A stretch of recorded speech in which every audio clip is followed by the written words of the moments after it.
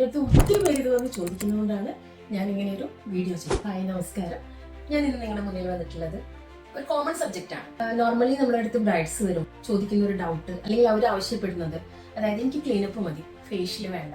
Cleanup എന്തുകൊണ്ട് വേണ്ടാന്ന് ചോദിച്ചാൽ അവർ പറയും മേക്കപ്പ് ആർട്ടിസ്റ്റ് വേണ്ട എന്ന് പറയുന്നത്. പക്ഷെ ഞാൻ പഠിച്ചിടത്തോളം അല്ലെങ്കിൽ ഞാൻ മനസ്സിലാക്കിയിടത്തോളം മേക്കപ്പ് ആർട്ടിസ്റ്റ് അത് പറയുന്നത് നമുക്ക് ഒരു സർഫേസ് ക്ലീൻ ആയാൽ മാത്രമേ നമ്മൾ ചെയ്യുന്ന പ്രവൃത്തി ക്ലിയർ ആവുള്ളൂ. അപ്പോൾ ഓട്ടോമാറ്റിക്കായിട്ട് മേക്കപ്പും അങ്ങനെ തന്നെയാണ്.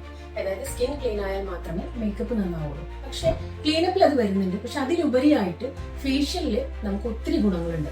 ഗുണങ്ങൾ എന്ന് പറയുമ്പോൾ നമ്മുടെ സ്കിൻ എൻഹാൻസ് ചെയ്യുന്ന ഏത് രീതിയിലും, കളർ ടോൺ ആണെങ്കിലും അതുപോലെ തന്നെ ഗ്ലോവിനെസ് ആണെങ്കിലും, മാത്രമല്ല ഏറ്റവും ഫോക്കസ് ചെയ്യുന്ന ഒരു സബ്ജക്റ്റ് എന്ന് പറഞ്ഞാൽ സ്കിന്നിന് ഗ്ലോവി ആവുന്നതോടൊപ്പം തന്നെ ആ ആള് ഏറ്റവും റിലാക്സ് ആയിരുന്ന ഒരു സിറ്റുവേഷനും കൂടെ നമുക്ക് ഫേഷ്യലിലൂടെ കിട്ടുന്നുണ്ട്.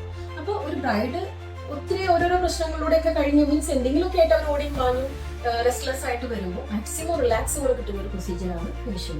മേക്കപ്പ് ആർട്ടിസ്റ്റ് എന്താ വെച്ചാൽ അവർ മേക്കപ്പ് മാത്രം പഠിച്ചിട്ട് സ്കിൻ ക്ലിയർ ആക്കുക എന്നൊരു ഉദ്ദേശത്തോടു കൂടെയാണ് അവരിത് പറയുന്നത്. പക്ഷെ ആ ആൾക്ക് മെന്റലി ആണെങ്കിലും അതുപോലെ തന്നെ സ്കിൻ ബേസിലാണെങ്കിലും മാക്സിമം റിസൾട്ട് കിട്ടാൻ, അവർ മാക്സിമം റിലാക്സ് ആവാനും അവരുടെ സ്കിൻ മാക്സിമം കളറും ഗ്ലോവിനെസ്സും വരാനും അവരെ ഹെൽപ്പ് ചെയ്യുന്ന ഒരു പ്രൊസീജിയറാണ് facial.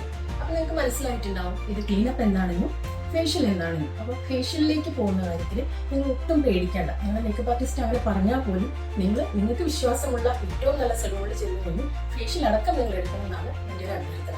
Thank you. Good day.